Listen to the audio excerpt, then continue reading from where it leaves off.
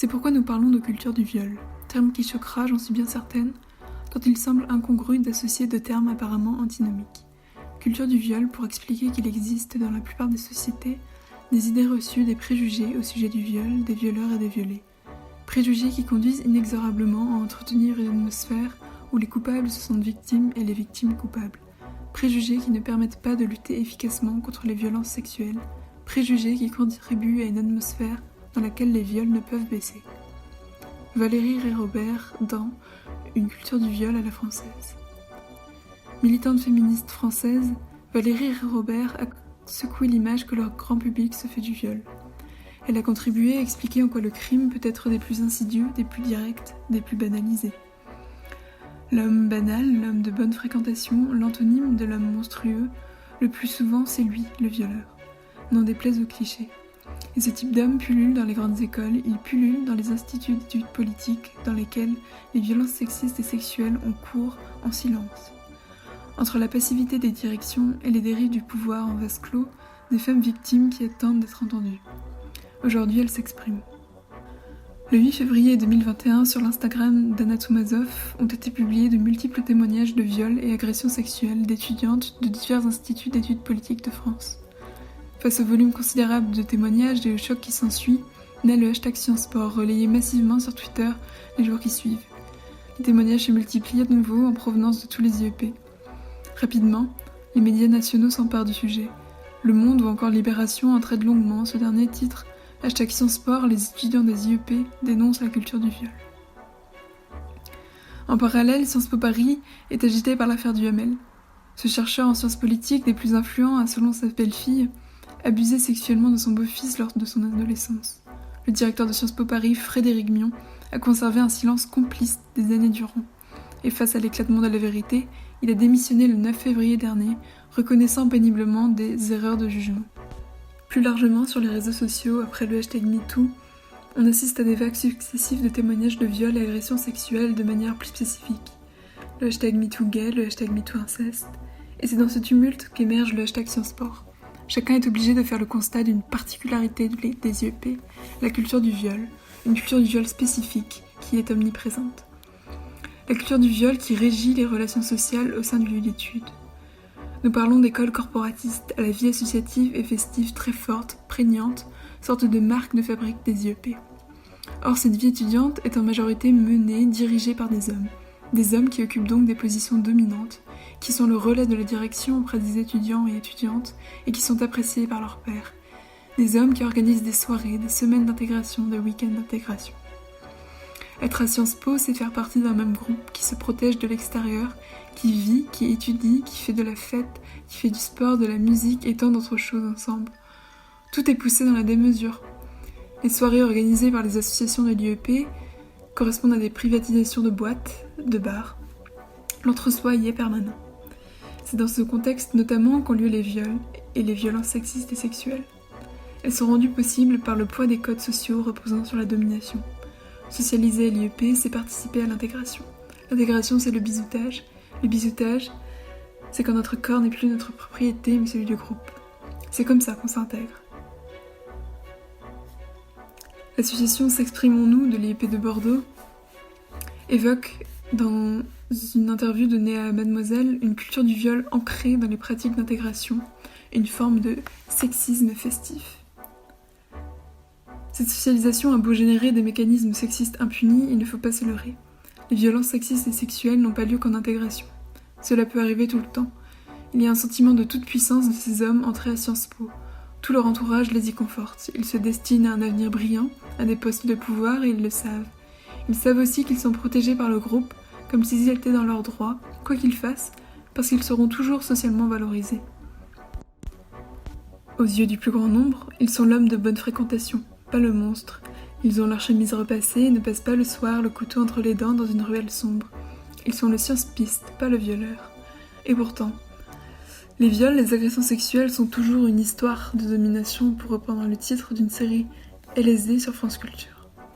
Dans le cadre qui est celui des IEP, les relations de pouvoir sont très visibles, omniprésentes. Pour Juliette, qui a témoigné dans le cadre de Sciences Po, dans ces écoles, on a des garçons qui sont souvent issus de classes moyennes et supérieures, qui n'ont jamais eu à répondre de leurs actes. Ils s'imaginent que le viol c'est un méchant dans une ruelle et pas que ça peut être eux les agresseurs. L'étudiante violée, agressée ne parlera pas. Elle a peur des représailles, qu'on ne la croit pas, qu'elle se retrouve seule. Ou alors elle témoignera anonymement sans dénoncer son agresseur. Le hashtag ScienceSport n'a rien de nouveau, si ce n'est qu'il a permis de recouper tous les témoignages et de leur donner une dimension nationale. Mais des témoignages, il y en a tous les ans. Pourtant, rien ne change. Les rares violeurs dénoncés ne subissent aucune conséquence. Les IEP se contentent de se les échanger. Leur scolarité continue normalement, ils finiront diplômés et continueront à occuper des postes de pouvoir. Il faut craindre que le mouvement retombe, s'essouffle, que les IEP continuent à fonctionner de la même manière, à la limite en proposant 1 ou 2 formations par an aux étudiants et étudiantes, et que les viols et agressions continuent, que chaque année de nouveaux témoignages surprennent, inquiètent, et que tout retombe à nouveau. Dans le cadre de l'affaire ScienceSport et de la semaine du 8 mars, Solidaires étudiantes Rennes était donc allée à la rencontre des étudiantes de Sciences Po Aix et Rennes pour partager leur voix, qui dénoncent l'impunité et l'inaction contre les violences sexistes et sexuelles au sein de leurs établissements. Nous avons d'abord échangé avec une camarade de Sciences Po Aix qui tente de faire bouger les lignes via son syndicat et l'association féministe de l'école. Oui, du coup, salut à tout le monde. Je m'appelle Lucie, j'ai 17 ans et je suis en première année à Sciences Po Ex. Et du coup, depuis la rentrée, je suis engagée dans le syndicat solidaire et je suis aussi à l'asso féministe de l'IEP d'Aix, donc qui s'appelle Mauvais Genre. Alors, dans mon IEP, il y a eu beaucoup de témoignages qui sont ressortis, comme dans tous les autres IEP. Et je pense que malheureusement, ça s'étend au-delà des écoles Sciences Po et c'est dans toutes les études supérieures et dans toute la société que ça se passe. Mais c'est vrai qu'il y a eu beaucoup de témoignages, des témoignages très graves de crimes, enfin que sont les viols, que sont les agressions sexuelles et aussi du harcèlement et des propos sexistes en fait qui sont encore plus répandus. Du coup, voilà, il y a des choses qui se passent et qui sont tolérées que ce soit par le corps professoral, enfin bien sûr certains professeurs, parce que la plupart, Dieu merci, sont à nos côtés, tout comme l'administration, mais c'est vrai qu'il y a quand même des élèves, des groupes de personnes qui tolèrent encore ce genre de propos, ce genre d'actes, et nous on veut que ça change, et c'est pour ça qu'on a libéré la parole et que les victimes ont enfin osé parler. Elles ont senti qu'il y avait la possibilité de faire changer les choses. Et voilà, le contexte à l'IEPDEX, et comme partout ailleurs, ces violences et ces propos sont très présents. Du coup, ça a commencé par le témoignage d'une fille de Sciences Po Toulouse qui a témoigné. Et en fait, ce témoignage a été beaucoup relayé sur les réseaux, notamment par la féministe Anna Toumazov. Et en fait, il y a beaucoup, beaucoup d'autres victimes qui se sont reconnues dans ce témoignage et qui se sont dit, mais si elle, elle le fait, ben, pourquoi moi, je le ferais pas? Et du coup, elles ont publié aussi sur les réseaux sociaux. Et la collectivisation, si je peux dire ça, des témoignages est vraiment passée par Anna Toumazov, que personnellement, je remercie énormément, qui a relayé tous ces témoignages. Et du coup, tout le monde est allé voir sur ce compte-là et on s'est rendu compte de la masse de témoignages qu'il y avait. Du coup, ça s'est organisé principalement par son compte Instagram. Du coup, nous, ce qu'on a fait, Solidaire et Mauvais Genre, c'est qu'on a fait un programme commun d'action et de propositions qu'on va présenter du coup à l'administration, comme des formations obligatoires sur le consentement, des aides juridiques accordées aux victimes. Voilà, il y a plein de mesures qu'on propose à l'administration et on espère sincèrement que ce sera pris en compte. Et après, je peux parler au niveau très personnel. J'ai une affaire de harcèlement qui est en cours et c'est vraiment très récent. Et l'administration a pris à bras le corps l'affaire. Donc, j'espère vraiment que Sciences Po a fait bouger les choses et personnellement, on s'occupe vraiment très bien de moi. On m'accorde une aide juridique. Le directeur s'occupe de moi. Enfin, vraiment, je pense que ça a servi à quelque chose et j'ai vraiment envie que ça continue dans ce sens. Voilà. Alors moi, je pense qu'il faut vraiment continuer à parler, à sensibiliser, mais aussi parce que c'est une formation de comprendre juridiquement ce que sont ces actes, etc. Et je pense que l'administration, en tout cas l'IEPDEX, a plutôt pris conscience de ce qui s'était passé. Sciences Po Rennes n'est pas épargnée par la vague ScienceSport. Nous sommes allés à la rencontre de Nouvelle Rennes, association féministe de l'IEP qui se bat pour faire bouger les choses sur ces questions. Bonjour, donc je m'appelle Lisa, je suis présidente de Nouvelle Rennes, donc l'association féministe de Sciences Po Rennes. Voilà, et du coup moi c'est Lolita, je suis la trésorière de l'association, donc Nouvelle Rennes, et voilà.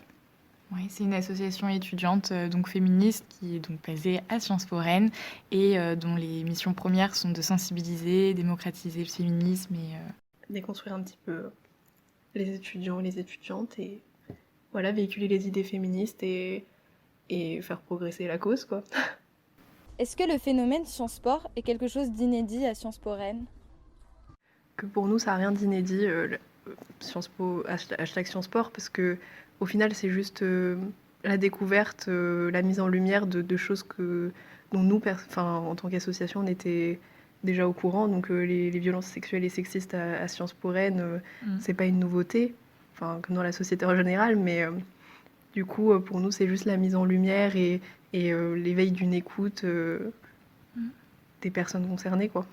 Ouais, je pense que c'est ça qui est vraiment inédit, c'est le fait qu'on écoute et qu'il y ait eu autant d'écoute en fait et de bruit qui était fait au niveau national quand même. Tout le monde en parlait. Mais non, les témoignages et les agressions n'ont rien d'inédit. Quelle forme prennent les violences sexistes et sexuelles au sein de l'IEP et plus généralement les oppressions ? Oui, du coup, déjà de manière générale, je pense que c'est important de souligner que les violences à Sciences Po Rennes et ailleurs, elles sont pas uniquement sexistes et sexuelles. Même si c'est ce dont on a beaucoup parlé avec Sciences Po, dans plein de mécanismes qui soient visibles ou non, qui soient conscients ou non, c'est vraiment tout ce qu'on appelle la culture du viol. Il y a aussi une culture en fait du racisme et de la xénophobie, de l'homophobie, etc. Et ça se retrouve donc sur la forme autant sur des choses assez choquantes. Donc on parle de viol, on parle d'attouchement, etc. Comme on a pu le voir avec les nombreux témoignages là, qui ont eu lieu en février. Mais c'est aussi voilà, des petites blagues, des petites réflexions. Ça se passe pas que en soirée, ça se passe en cours, ça se passe entre étudiants, entre étudiantes, mais aussi avec des professeurs, avec du personnel administratif, devant Sciences Po. Enfin, ça arrive un peu tout le temps, partout et par n'importe qui en fait. C'est pas toujours quelque chose de choquant et surtout c'est pas toujours quelque chose de visible ni de conscient. Moi, je pense que la particularité au sein des grandes écoles et de Sciences Po Rennes, ou des Sciences Po, c'est que, disons que cette culture du viol, elle est favorisée par une forme d'impunité des agresseurs, puisque il y a beaucoup d'entre-soi. Les étudiants et les étudiantes, on fréquente essentiellement que des étudiants et des étudiantes de Sciences Po, dans Sciences Po, puisqu'on vient de partout en France et du coup, on est dans la ville que pour nos études, donc on ne fréquente essentiellement que les étudiants de l'école. Et du coup, cet entre-soi, c'est aussi ce corporatisme qui est favorisé, qui a des côtés positifs en soi, c'est pour créer du lien, etc., etc. Mais il y a aussi une face obscure, c'est-à-dire que les agresseurs souvent ont des positions assez valorisées au sein du coup de cette mini-société de Sciences Po, et du coup il y a une grande impunité et il n'y a pas de conséquences en fait. Il n'y a pas de conséquences et c'est ça le problème. Ouais, je pense qu'il y a vraiment une volonté de taire, de préserver à la fois l'image de Sciences Po, de l'IEP ou de n'importe quelle autre école et de préserver ses amis, son cercle, qu'on ne retrouvera pas ailleurs parce que, il faut le rappeler, dans les écoles Sciences Po, en tout cas à Sciences Po Rennes, on est en nombre assez limité, tout le monde se connaît plus ou moins, mais ça va aussi dans l'autre sens plus tard, de réseautage et de pistons, de faire profiter en fait toujours à l'autre personne, être un peu garant de... Je sais pas comment trop expliquer, mais ouais, vraiment cette idée de famille, de entre protection et de veiller les uns sur les autres coûte que coûte en fait. Sciences Po est une formation politique. Est-ce qu'il y a une politisation, conscientisation du problème des violences sexistes et sexuelles par les étudiantes et les étudiants et par les professeurs ? Finalement, il y a très peu d'enseignements. En l'occurrence, il y a à ces questions du féminisme, du sexisme, des violences sexuelles et sexistes, etc. Ça manque beaucoup d'enseignements sur le sujet. Il y en a tout simplement pas. Moi, je suis en deuxième année et la seule possibilité qu'il y a, c'est un cours optionnel de Gender Studies. Mais le problème, c'est que, encore une fois, disons, pas assez ancré dans les enjeux contemporains. De plus, c'est optionnel et c'est très peu concret. C'est très peu concret. Ça reste très théorique et c'est assez peu actuel. Oui, tout à fait. Et puis tu parlais tout à l'heure du fait que les étudiants et étudiantes n'étaient pas ou très peu politisés, et encore moins pour eux-mêmes. C'est vrai que sur toutes ces questions, enfin, alors pas la question du sexisme, etc., parce qu'en tout cas, à Sciences Po Rennes, on est une majorité de personnes enfin, perçues comme femmes, en tout cas. S'il n'y a pas de personnes concernées, entre guillemets, pour mener le combat, ça intéresse personne. Et puis d'un autre côté, pour revenir sur les enseignements, on est toujours sur en fait, calqué sur un système éducatif qui est encore très européano-centré, très occidentalo-centré. Enfin voilà, on ne parle pas de toutes ces oppressions en fait systématisées et qui pourtant touchent la France, touchent la Bretagne et touchent même en son sein Sciences Po Rennes. Vous vous êtes entretenu avec la direction à propos de ces violences. Comment ça s'est passé ? Du coup, on est assez mitigés, je pense, parler au nom de l'ensemble du bureau de Nouvelle-Rennes. La réunion en elle-même s'est plutôt bien passée. On s'est senti relativement bien écouté, bien entendu, etc. Comme une prise de conscience, en fait. Enfin, du moins, c'est l'impression qu'on a eue. Mais mitigée parce que aujourd'hui, donc on est le 19 mars, on a eu cette réunion le 12 février. Et toujours rien n'a été mis en place alors qu'on on avait préparé nous beaucoup de demandes, beaucoup de choses à mettre en place qui ont déjà été demandées par nos prédécesseuses il y a quelques années.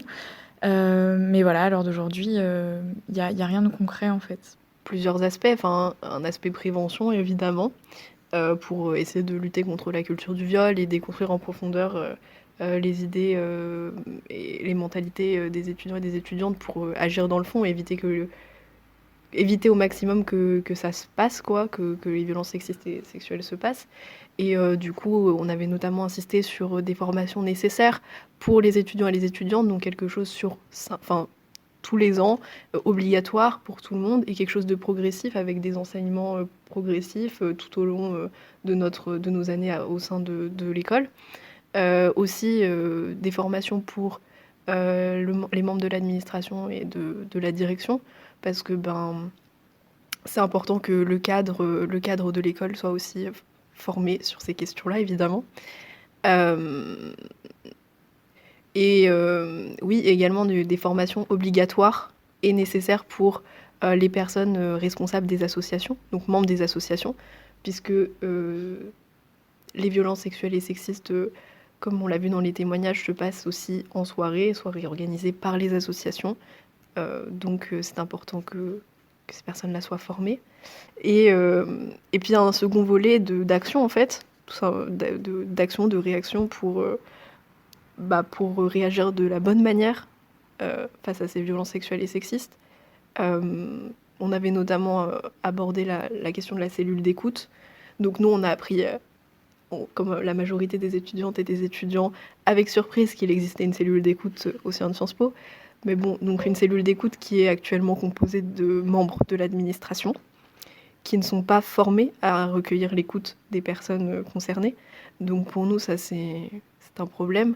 Nous, on a demandé une cellule d'écoute qui soit plus indépendante, une cellule d'écoute qui soit formée de manière à recueillir la parole de la bonne manière et avec bienveillance.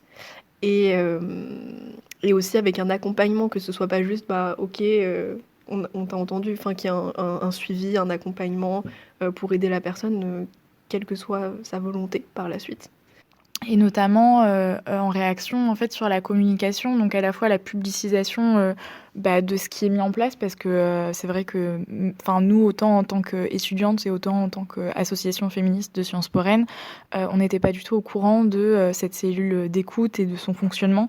Donc vraiment publiciser et communiquer le plus possible en fait sur les ressources. Et en février, on a notamment demandé à la direction de reconnaître en fait publiquement les témoignages, en tout cas propres à Sciences Po Rennes, sur la mauvaise gestion parfois de la direction suite à des témoignages. Et voilà, des excuses en fait auprès de ces personnes qui disent s'être senties lésées, et prendre action en fait par rapport à ça pour ne plus que ça se reproduise.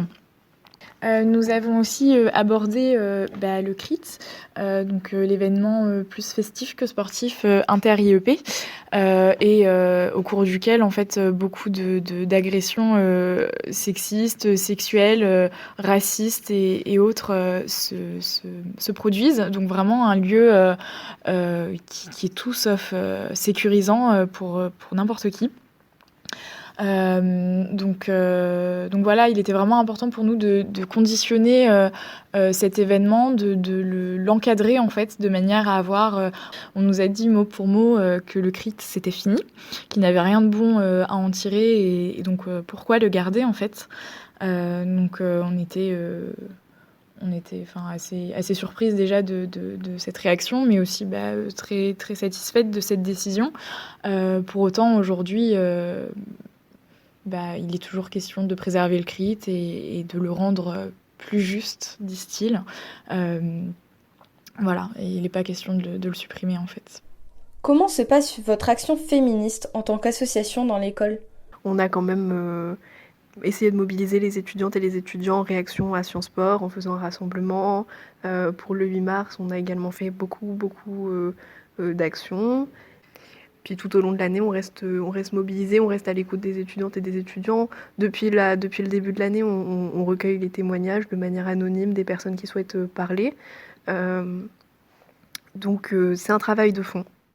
Mais du coup, on a essayé d'être présente cette année. Et je pense que c'est important de mentionner aussi que la particularité des associations de Sciences Po, c'est qu'on est des bureaux avec des mandats d'1 an. Donc évidemment, c'est difficile de faire des actions de grande ampleur quand on se projette que sur une année universitaire. Il reste beaucoup à faire, mais on persévère.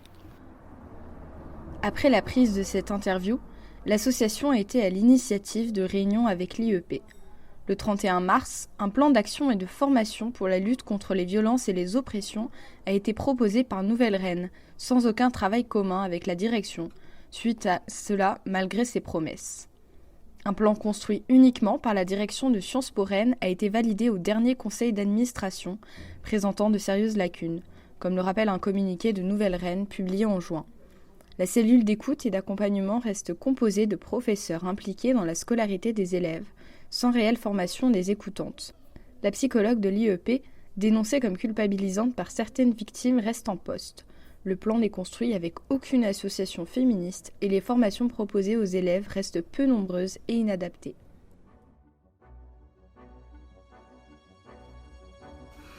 Il y a urgence à lutter ensemble, dès maintenant, sans relâche. Il faut mettre en lumière, marquer les consciences, déconstruire les imaginaires. Il faut exiger du concret, briser l'impunité, faire descendre les hommes de Sciences Po de leur piédestal. Parce que si l'on constate, mais qu'on ne fait rien, rien ne changera.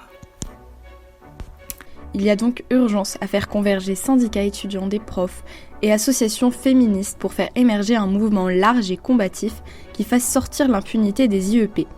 Une construction de lutte difficile cette année, dans les différents Sciences Po, du fait du contexte sanitaire et d'une culture du rapport de force pas aussi ancrée que dans les autres facs. Mais rien n'est perdu et tout reste à construire. Auto-organisation et en non-mixité, AG, manif, contre les violences sexistes, étudiantes de Sciences Po ou ailleurs, unissez-vous.